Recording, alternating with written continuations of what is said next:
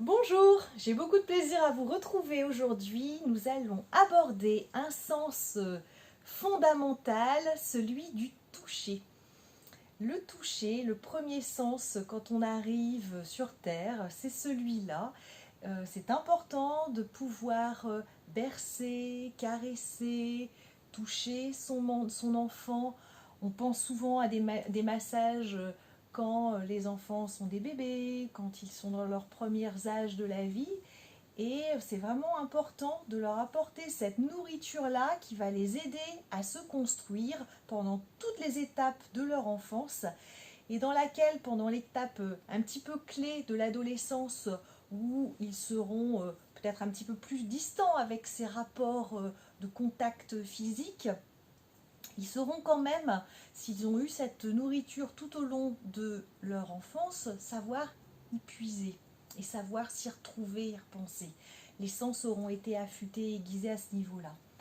Je vous présente pour aborder ce thème du toucher le livre de Frédéric Leboyer, Chantala, qui est vraiment un livre référence pour aborder la notion du toucher et du massage. Il réexplique en quoi ce toucher est important, et je vais y revenir tout de suite. Et ensuite, son livre aborde surtout des pas à pas, avec beaucoup de photos pour illustrer des techniques de massage.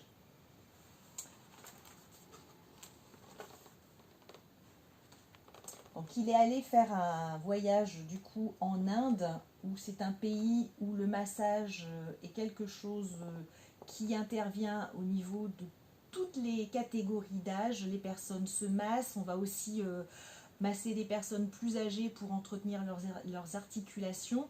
C'est vraiment quelque chose qui se pratique de façon tout à fait naturelle et courante. Donc il nous ramène le fruit de son expérience et c'est vraiment extrêmement intéressant. Et c'est très bien, très très bien illustré. On peut s'y référer pour pouvoir masser en toute sécurité son enfant et vraiment son bébé.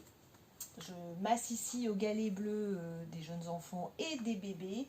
Et justement, je m'y retrouve vraiment dans son apprentissage en massant des tout jeunes bébés de 1 mois par exemple. Et c'est absolument magique ce qui peut se passer par moments dans ces moments de toucher avec les enfants.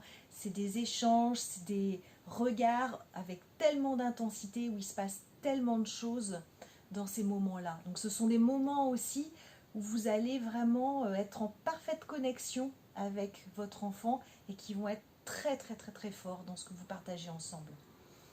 Le toucher, comme je disais, on pense souvent quand un bébé naît pour justement rassurer ses pleurs, à aller vers l'alimentation, à lui donner du lait bien sûr, ou à le changer, évidemment, c'est quelque chose à faire.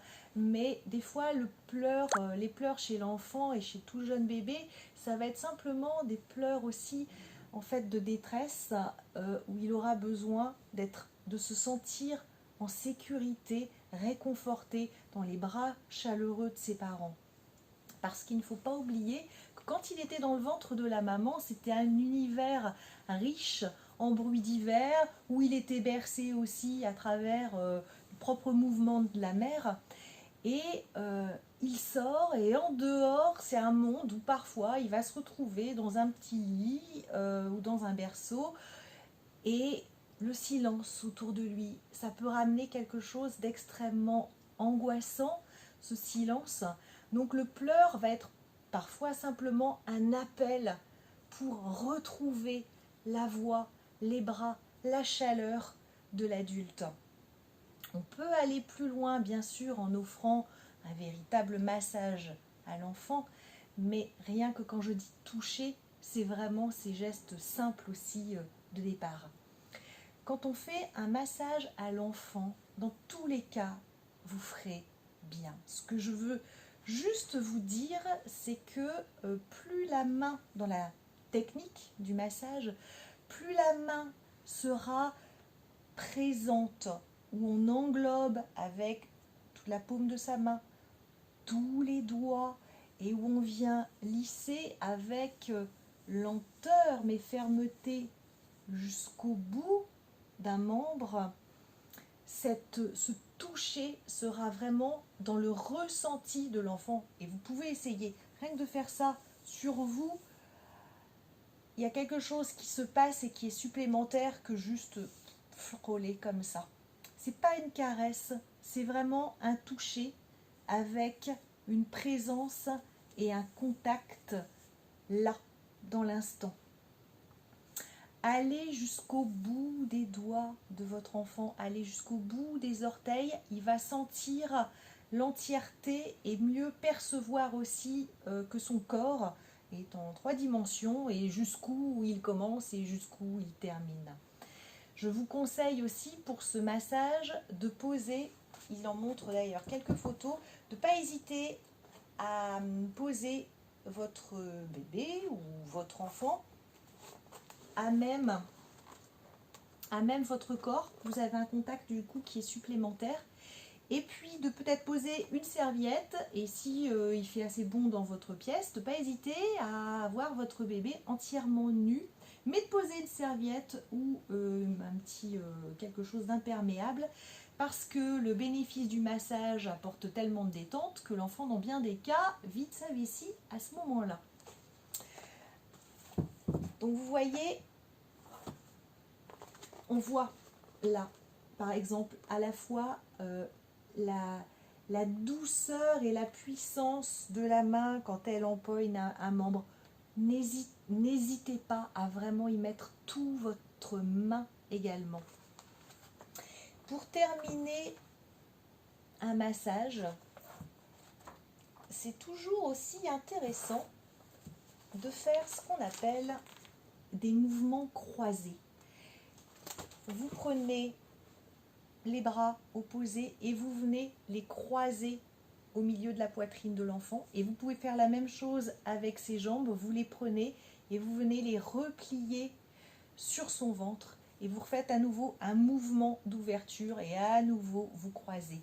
Le fait de croiser, même chez des enfants plus grands, vous levez le genou et avec votre main vous venez hop, toucher les membres opposés. Ça va assurer une coordination fine au niveau de la motricité, une coordination aussi au niveau cérébral de l'hémisphère gauche et de l'hémisphère droit. C'est très intéressant d'ailleurs sur des tas d'exercices après toute forme d'apprentissage d'ailleurs.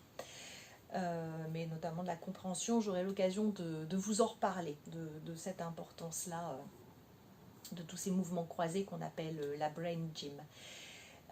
En tout cas, voilà, c'est des petits mouvements aussi qui affinent la coordination et qui vont permettre de parfaire le fait d'avoir dénoué des tensions et de réouvrir aussi tout ce qui est cage thoracique à ce niveau-là. Et quand c'est les mouvements des jambes surcroisées sur le ventre, de dénouer tout le bassin également et toutes les tensions qui pouvaient subsister.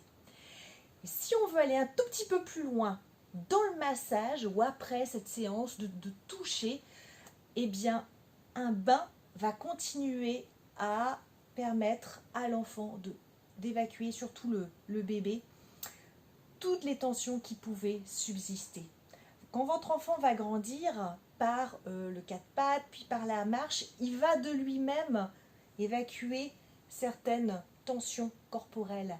Mais quand il est bébé et qu'il est sur le dos et qu'il ne peut pas encore justement autant se mouvoir, il peut y avoir ces petites résistances musculaires et ces petites tensions qui peuvent perdurer. Donc vous allez l'aider en le massant, en le touchant, en lui faisant les bains. Ce n'est pas que pour se laver un bain, l'eau aussi, en portant, ça amène le corps par le mouvement de flottaison à se libérer de bien des tensions. Voilà, je vous partage du coup plein de choses aujourd'hui, mais encore une fois, ramenez toujours cette notion de plaisir quand vous faites quelque chose avec votre enfant, dans la spontanéité, dans la simplicité, et vous faites bien sûr ce que vous pouvez du mieux que vous pouvez. Je vous souhaite une très bonne journée, et puis partagez avec moi des commentaires, ce que cette vidéo a suscité chez vous. Et on se retrouve demain pour un nouveau livre. À demain!